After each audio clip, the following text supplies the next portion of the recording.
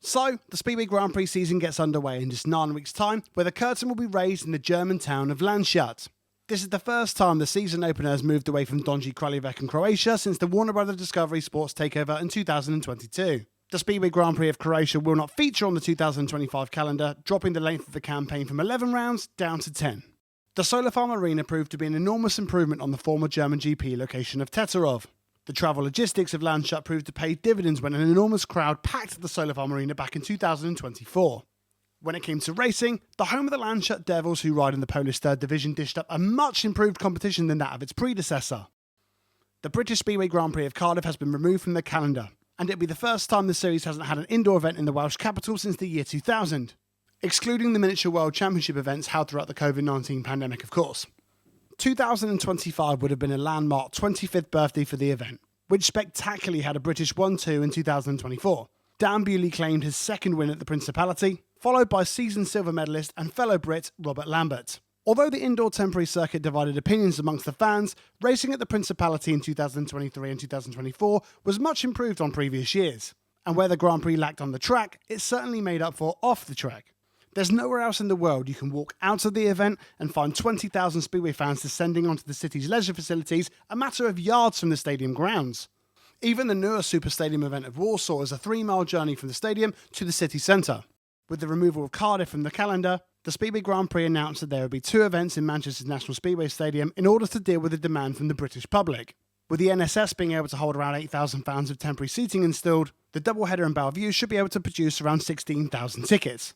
If the fans decide to attend both Grand Prix, this will leave an enormous amount of British fans unable to see the world's best riders who don't feature in the Royal Premiership in 2025. Fans are becoming increasingly concerned about planning for the event, as the tickets are yet to be released. As some fans have already had accommodation complications with Cardiff, many are holding off booking hotels for the event until they have the ticket confirmation email. The only 2 stops on this year's calendar which haven't released tickets yet are Manchester and Gorzów. And whilst the Polish rounds are infamous for being rammed to the rafters, there is a small concern about Bellevue after the venue struggled to sell out for the Speedway of Nations in 2024.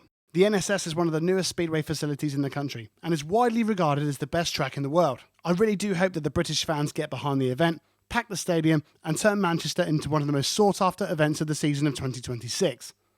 Rule changes. The most noticeable rule change for 2025 is the time allowance for riders to be at tapes and ready to race. The 2-minute warning alarm has been a staple of the sport for decades, but in 2025 the time has been reduced by half a minute down to 90 seconds. If there's any complications and riders have to return to the pit gate to swap machinery, they certainly will have to get their skates on. When it comes to extra action for the fans, 2025 is delivered with the addition of more sprint races.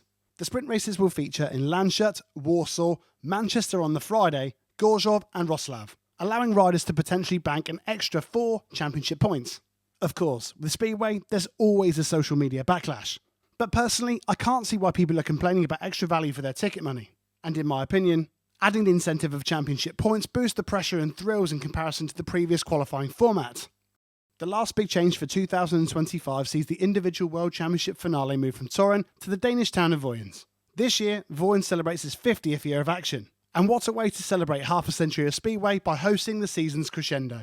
Before world-level racing goes into hibernation for the winter, there'll be one more stop in Turin at the end of September and the beginning of October for the Speedway of Nations and its under-21 counterpart, the Speedway of Nations 2. 2026. Super Stadium, the PGE Narodowy in Warsaw has been confirmed to be hosting the Speedway World Cup final in 2026. Whilst the World Team event being held at the largest attended Speedway event facility in the world in 2026 is enormous news, many questions still remain unanswered. Does this mean that the Speedway Grand Prix of Warsaw will be removed from the calendar next year? Or will the gargantuan Narodowy play host twice to world-level action in 2026? What happens with the other 2 World Cup events in the race-off? Are these being held at the National Stadium as well, or will they be staged elsewhere?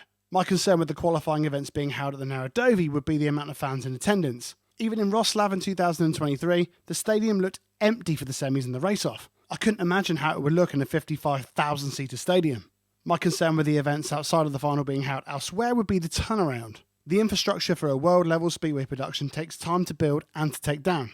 Is it possible to run the smaller events elsewhere, then have the Narodowy ready to go just a day or 2 later? Either way, it's super exciting to see an international team event being held at the National Stadium of Poland. I think I've covered pretty much everything with regards to changes to the Speedway Grand Prix this year, but if I've missed something out, be sure to drop it in the comment section below and I can add it into the next video. This year I'm going to be taking on the task of scripting, recording and editing the videos myself, so hopefully all the current content can come out a bit faster than it did in 2024. Thank you guys for watching and staying until the end, it really does mean a lot to me. If you could subscribe and click the thumbs up, it really would help this video out a bunch. You won't believe how much of a difference it makes with the algorithm here on YouTube. Anyway, that's it for today, and I'll see you guys in the next one.